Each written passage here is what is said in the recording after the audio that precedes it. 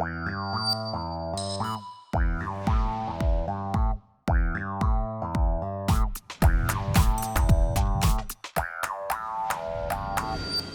vais sans plus tarder donner la parole à celui que Isabelle a présenté, qui est Dominique Potier, député de la 5e circonscription de Meurthe-et-Moselle. Mais ce n'est pas à ce titre qu'il est là parmi nous aujourd'hui, c'est parce qu'il a été rapporteur de ce texte dont nous célébrons le 2e anniversaire aujourd'hui, donc cette loi sur le devoir de vigilance des sociétés mères et entreprises donneuses d'ordre. Donc, monsieur le député, je sais que ça a été un long chemin pour que la loi soit adoptée et je pense que vous, que mieux que personne d'autre, pourrez nous le raconter. Merci Madame le professeur, merci pour ces mots d'accueil à Madame la présidente de l'Université Paris-Dauphine. J'étais très sensible à l'ambition qu'elle a donnée au projet éducatif et citoyen de cette université. Puis je salue toutes les personnalités qui sont présentes, qui sont parfois des compagnons de route depuis longtemps. On forme désormais une forme de communauté de fabrication de la loi et de relecture de cette loi. Et en ce 2e anniversaire, je suis heureux, avant de poser une question au gouvernement dans l'hémicycle sur ce même sujet et de présider un colloque avec la vice-présidente du Parlement européen, de partager quelques instants avec vous, chers amis. Alors, vous avez évoqué, Madame Schiller, l'histoire de cette loi. Moi, je voudrais d'abord la situer peut-être dans un moment politique qui est celui que nous vivons aujourd'hui. Ce moment politique, je ne vais pas être dans la conjoncture politique pré-européenne, quoique, ou de l'ère du président Macron. Je vais la situer dans ce que je ressens profondément de la jeunesse aujourd'hui, pour l'avoir côtoyée au cours de rencontres multiples l'été dernier, et puis dans des cercles universitaires divers ou d'éducation populaire, tout au long de cette année 2018 et début 2019. Vous dire que ce que j'ai ressenti très fortement dans ce monde qui vient, ce monde des étudiants, des personnes cultivées et généreuses qui ont envie de s'investir dans la République, pour la planète, que 2 préoccupations dominent très fortement. Le souci de 2 fragilités autour de l'humanité, aux 2 sens du terme. La première, c'est celle de la dignité humaine, et l'autre, c'est celle de l'humanité au sens de la maison commune. Ce sont les 2 polarités politiques, les 2 balises qui résistent dans la déshérence politique et dans la période de marasme idéologique que nous vivons. L'attention à ces 2 fragilités domine très fortement dans la génération qui vient. Et nous savons tous faire le lien aujourd'hui entre la condition, à quel point la dignité humaine est conditionnée par la santé de la maison commune. Ce que nous n'avons pas encore fait, le chemin politique que nous avons à faire, c'est à voir comment nous pouvons réparer la maison commune en sauvant et en réparant la dignité humaine. Ça, c'est tout le chemin politique que nous avons à faire. Pour ma part, je le fais à gauche, d'autres le feront à droite, au centre, ailleurs, mais je crois que c'est le moment politique, il est celui-là. Et il me semble que cette loi n'est pas indifférente à cet effort de réparation du monde et de l'homme que nous devons entreprendre ensemble. Cette loi, elle porte en effet de la même manière la question du respect des droits humains et des respects de l'environnement comme une des conditions des droits humains. Et je crois que c'est un petit peu une nouvelle acception des questions du droit environnemental comme une manière fondant une forme d'humanisme. C'est en tout cas l'esprit dans lequel nous avons pensé cette loi, en l'adossant au principe de l'OCDE, au principe de Ruggie, en reprenant un référencement international préexistant et en l'apportant dans cette dimension-là. Je vais revenir sur les forces qui l'ont fabriqué, mais je crois que j'ai eu déjà l'occasion de l'exprimer, puis vous êtes tous très cultivés sur le sujet, mais vous savez que ce qu'il y a de spécifique dans cette loi, c'est que 3 pôles ont contribué à la créer. Je voudrais situer tout d'abord les ONG dans leur fonction d'éveil, de lanceurs d'alerte, de conscientisation. Elles ont joué un rôle important, et c'est toujours un risque de les nommer, mais on serait injuste si on ne citait pas Sherpa dans son travail de laboratoire du droit. On serait injuste si on ne citait pas au moins Amnesty International et le Comité catholique contre la faim et pour le développement, pour ce qui est des grandes organisations, rejointes par des forums divers, les Amis de la Terre, etc. Mais je voudrais quand même resituer d'abord ce pôle des ONG. Le deuxième pôle qui s'est mobilisé est celui des syndicats. Et je voudrais saluer notamment les syndicats réformistes, mais dire que, mis à part un syndicat, tous les syndicats français se sont investis avec force dans la construction de cette loi. Et c'est peut-être la partie qui me touche personnellement le plus. J'évoquais, parce qu'on a un colloque à l'Assemblée qui va reprendre ça dans quelques heures, qui va reprendre cette loi. Quelqu'un de la CFDT va intervenir, et on cherchait à caler son intervention. Moi, je lui suggérais de parler de l'absence de dimension internationale ou universelle dans le récit politique des partis contemporains, mais également des syndicats.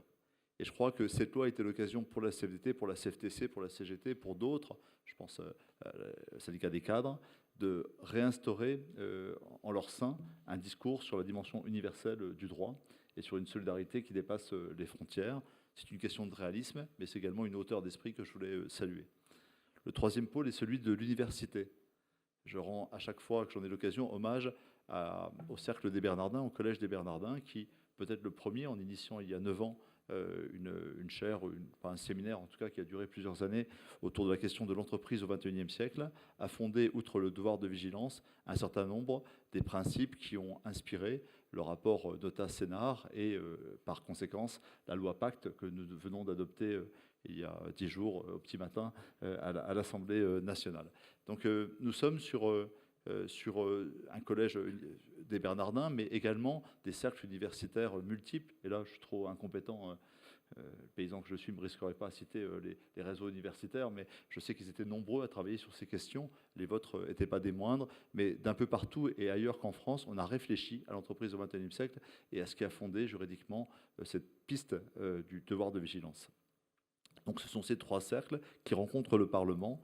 Et je voudrais également, en relisant l'histoire avec vous aujourd'hui, une histoire qui a maintenant 6 ans, redire à quel point les parlementaires ont été persévérants.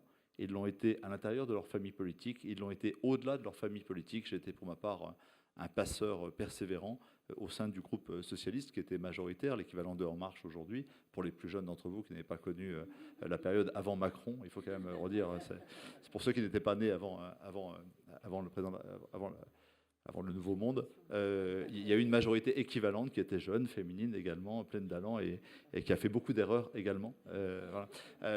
Et j'en faisais partie. Et dans cette majorité, je dois le dire il faut qu'on le dise avec humilité, on n'a aucune leçon à donner.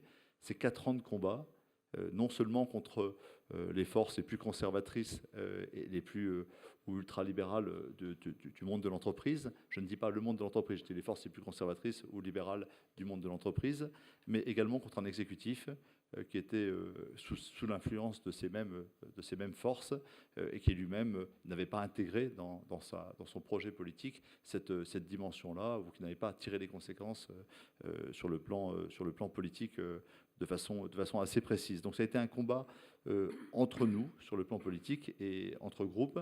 Et ce cercle parlementaire qui a permis d'être en dialogue avec les forces universitaires, d'ONG et de syndicats a donné ce que j'appelle une victoire démocratique. C'est assez rare. C'est assez rare que quelque chose qui ne soit pas inspiré par le gouvernement, et même dont le gouvernement ne veut pas a priori, finisse par triompher. Vous retrouverez très peu d'exemples dans l'histoire politique de combats inspirés de la société civile, dans les protéiformes, comme je l'ai décrit, portés en intergroupe et qui finissent par triompher in fine. Je ne vais pas citer, on a dû faire la pétition parlementaire la plus importante que celle des autoroutes, et on a pu adresser, après l'alternance au président Macron, une invitation à porter le plaidoyer européen qui, à mon avis, a compté dans le fait qu'on ne remette pas en cause cette loi en juillet 2017. On a rassemblé 245 signatures, donc beaucoup de marcheurs, pour inviter le président de la République à faire de cette loi non pas un boulet, mais au contraire un levier pour une mondialisation plus heureuse. Vous évoquiez, je ne vais pas être très long, puisque je suis plutôt sur la philo, vous serez sur le droit, hein, c'était quartier libre, donc je ne peux pas être hors sujet, mais je vais quand même aller à l'essentiel. Vous évoquiez la généalogie de cette loi, son origine. Vous avez raison de dire que je ne suis pas là comme député de la 5e circonscription, mais je revendique des racines dans ces combats universels dans cette 5e circonscription. Nous habitons, avec ma famille, à quelques kilomètres de là où est né Georges Guérin, fondateur de la JOC. Il n'y a pas une semaine, en passant devant sa maison natale, je ne repense à ce fameux slogan de la jeunesse ouvrière chrétienne, la vie d'un jeune travailleur vaut plus que tout l'or du monde. Elle m'a habité en permanence quand il s'agissait de lutter contre l'esclavage moderne et le travail des enfants au bout des chaînes de production du textile, du Rana Plaza ou d'ailleurs. Je pourrais citer également Grégoire, Henri Grégoire, député de la Constituante, à quelques minutes de là où je suis élu député, sur une autre terre de Meurthe-et-Moselle, et qui s'est battu pour l'abolition de l'esclavage, et qui redisait en 1822, vous allez voir, ça rend vraiment humble, il disait « J'appelle négrier non seulement le capitaine du navire qui vole, achète, entraîne, encaque et vend des hommes noirs, mais j'appelle également négrier ceux qui sont complices de ces crimes. Ainsi, la dénomination de négrier comprend les armateurs, affréteurs, actionnaires, commanditaires, assureurs, colons, planteurs, gérants, capitaines, contremaîtres et jusqu'au dernier des matelots, participant à cette trafic honteux.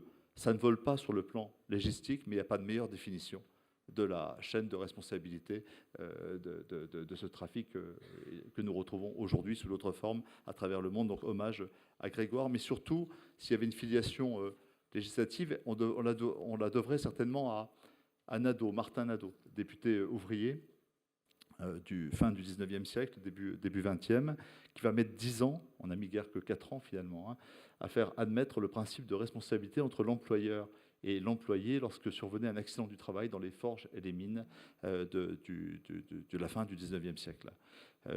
Lorsque ce principe a été admis, alors que le salariat, vous le savez, n'était pas le salariat d'aujourd'hui, qu'on parlait de journalier et d'un autre rapport au travail, lorsque ce lien a été établi, ça a été pensé à l'époque par les forces entrepreneuriales, qui était plutôt un capitalisme familial d'une autre nature qu'aujourd'hui. La financiarisation et la mondialisation n'avaient pas fait son œuvre, mais nous avions de grands propriétaires, de grands maîtres de forge et des mines exploitées.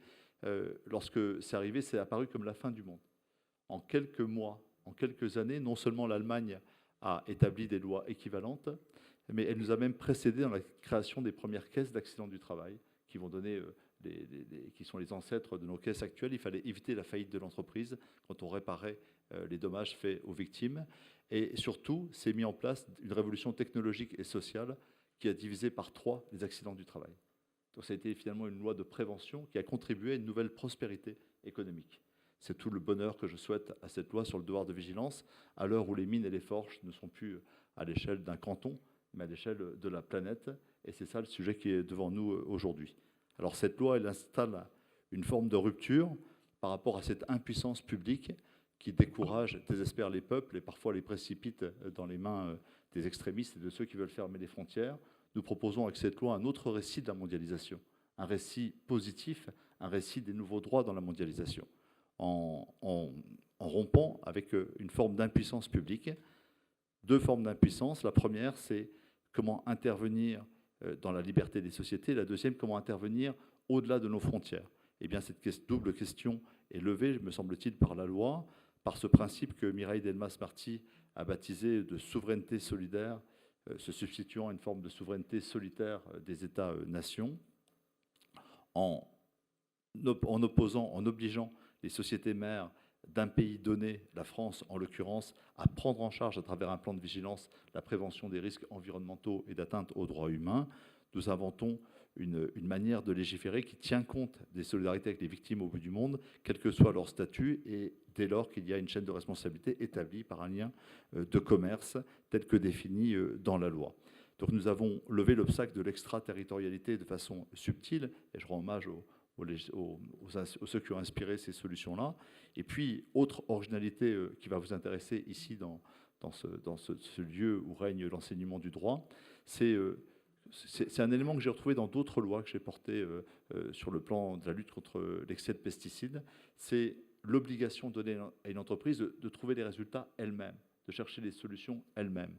Et si on reprend, pour ne pas prendre le terme anglais, mais reprendre le terme québécois, on pourrait parler d'un empuissancement de l'entreprise, de sa montée en puissance dans la recherche des solutions. Finalement, le législateur oblige l'entreprise à trouver elle-même les solutions aux problèmes qu'elle a identifiés. Et en cela, elle renonce à la voie normative, qui est une impasse juridique et politique aujourd'hui. Elle s'appuie, comme dit Antoine Lyon-Caen, sur la force de l'entreprise elle-même à générer non seulement du profit, des produits, des biens et des services, mais à générer des solutions dans la réparation des problèmes. Et cette confiance dans l'entreprise, j'ai envie de dire, en plaisantant, mais à peine, après tout, on peut ici, dire que c'est une loi libérale. C'est une loi finalement qui a un caractère, mais oui, finalement assez libéral, dans le sens où elle fait confiance à la capacité de l'entreprise. Et nous avons une puissance publique qui fixe un objectif de prévention, de moyens, et qui va évaluer ces moyens après les avoir confiés à une entreprise en renonçant, encore une fois, à énoncer les conditions de son application. Je crois que c'est tout à fait novateur, et ce qui peut apparaître déstabilisant, qui a été quelque chose qui a été critiqué par les adversaires de cette loi, me semble être au contraire une très grande innovation qui, à mon avis, va prospérer. Alors cette loi, je l'ai dit, elle résout ces problèmes-là, elle est progressive, elle a un caractère à 360 degrés. Si vous rajoutez la lutte contre la corruption incluse dans les lois Sapin 2, vous avez une vision à 360 degrés qui reprenne les principes de requis. Vous avez une logique de prévention plutôt que de réparation. Vous avez, bref, des droits et des devoirs dans la mondialisation qui s'installent à travers cette loi. Je dis un mot sur l'étape en France, parce que vous avez une table ronde entière pour en parler. Mon analyse, au vu des rapports des ONG, au vu des rapports des cabinets d'audit, est toujours le même. Nous sommes plutôt, moi je ne partage ni ceux qui veulent remettre des prix tout de suite, c'est trop tôt, ni ceux qui veulent déjà condamner et clouer au pilori les entreprises. Je suis de ceux qui, en observateur de ce combat depuis 5 ans, disent que nous sommes dans une phase d'apprentissage, que dans les phases d'apprentissage, il faut être exigeant, notamment avec ceux qui n'ont pas commencé à apprendre à marcher alors qu'ils en avaient largement les moyens. Je ne citerai aucune entreprise, mais il y en a une dizaine qui sont des majors en France qui n'ont même pas pris la peine de commencer le travail. Celles-ci doivent être condamnées fermement. Mais celles qui se sont mises au travail, je propose qu'on les accompagne dans leur apprentissage et qu'on soit plutôt dans cette bienveillance que de cette condamnation a priori. Voilà la position qui est la mienne. Quant à la dimension internationale que vous allez traiter également, moi je suis autant attentif aux cercles internationaux de l'ONU ou de la Commission européenne, et je l'espère d'un Parlement européen qui lui-même portera ce combat plus tard, qu'aux pays qui aujourd'hui s'intéressent directement à adopter des législations comme celle de la France. Je voudrais citer évidemment la Finlande, la Suisse, vous le savez, le débat existe au Luxembourg, je dois me rendre en Espagne prochainement, mais en Grande-Bretagne, en Allemagne, à l'initiative, c'était important, il y a 3 semaines j'étais à Berlin, à l'initiative d'un ministre CSU, de la coopération internationale et du ministre SPD du Travail, un colloque gouvernemental prenait appui sur la loi française pour imaginer un chemin allemand qui ne reporte pas au calendrier grec l'adoption d'une loi équivalente. Donc nous sommes sur un chemin qui doit nous pousser ici à aller plus loin. Ma conviction profonde, et je vais en terminer, Madame, c'est que cette loi nous appelle en fait à trois nouvelles frontières, outre sa consolidation et son plaidoyer à l'échelle internationale. La première, c'est la conviction que cette loi ne va pas tout résoudre, mais qu'en levant le voile juridique entre les maisons mères, les sous-traitants et les filiales, avec qui il y a un lien de commerce établi, nous allons générer de nouvelles formes de droit ou des solutions du droit. Je ne prendrai qu'un seul exemple. Sur la question très sensible de l'accaparement des terres, qui est une des causes de misère et de violence les plus importantes au monde aujourd'hui, en identifiant les multinationales qui se comportent mal dans des pays où l'état de droit n'est pas établi, on encouragera la naissance d'un droit nouveau dans les pays concernés, dans les régions du monde concernées, et peut-être à l'échelle onusienne, et à défaut dans une directive européenne. Bref, l'identification des problèmes ne sera pas tant la réparation devant un juge que la génération de nouveaux droits adaptés à des contextes de mondialisation et de lutte contre le changement climatique qui s'imposeront désormais. Bref, nous allons créer, grâce à cette loi, je pense, en révélant des scandales, de nouvelles formes de droits qui constitueront cette civilisation que nous attendons tous. Deuxième attendue, c'est celle d'une constitution qui, pour se réformer, devrait s'inspirer des principes de bien commun. Et je crois que l'identification juridique d'un certain nombre de biens mériterait d'être vue aujourd'hui. C'est un chantier qui est ouvert. Nous avons échoué dans la première lecture de la Constitution, de réforme de la Constitution, à imposer ce principe d'intérêt général ou de bien commun qui viendrait tempérer le pouvoir donné à la liberté d'entreprise et au droit de propriété. Je pense que c'est un chantier qu'il faudra reprendre à nouveau frais et peut-être instruit des mouvements de lutte contre le changement climatique aujourd'hui. Enfin, il me semble que globalement, refaire du droit à l'échelle internationale, c'est réaffirmer la puissance publique dans son édification des normes, les normes dures dans le devoir de vigilance, même si elles sont coélaborées dans le temps, vous l'avez bien compris, mais également les normes de la RSE. Pour ma part, je considère que la RSE, dans sa forme de soft law aujourd'hui, a une forme est achevée, est terminée, est usée, et qu'il nous faut inventer un nouvel âge de la RSE qui passe par un label public déterminé avec les parties prenantes, mais par la puissance publique, et qui peut devenir un véritable gouvernail qui, au-delà de la loi, invite les entreprises à contribuer à la recherche des solutions pour le monde qui vient. Voici l'espoir que je fonde aujourd'hui. Cela pourrait avoir des implications sur la fiscalité, sur la commande publique, cela pourra avoir des implications importantes également dans la négociation internationale des traités, et cela donnerait à l'Europe une perspective, celle de fixer un nouveau modèle d'entreprise, s'appuyant notamment sur le devoir de vigilance, mais pas seulement, mais sur d'autres items, qui fassent que l'ethos européen devienne non seulement un atout, mais une force dans la mondialisation, la force de l'éthique, à laquelle je crois profondément. Merci.